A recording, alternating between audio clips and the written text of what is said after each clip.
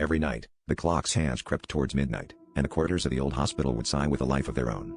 On my first night as the security guard, I dismissed the tales of the restless spirit of room 307, thinking them mere stories to pass the time.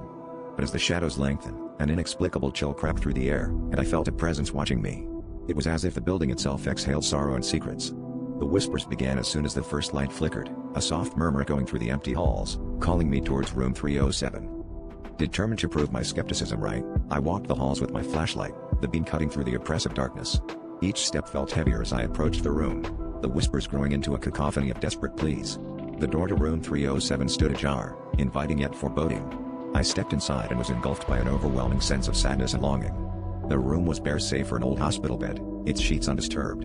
On the wall, faint scratch marks spelled out a name I couldn't quite decipher, a name that seemed to pulse with a life of its own. As the night wore on, I couldn't shake the feeling that I wasn't alone. The whispers had grown silent, replaced by the faint sound of breathing, and then I heard it. A soft, rhythmic beeping like a heart monitor, though all equipment had long been removed.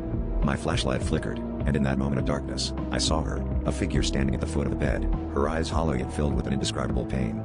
She mouthed words I couldn't hear, gesturing towards the wall where the name was etched.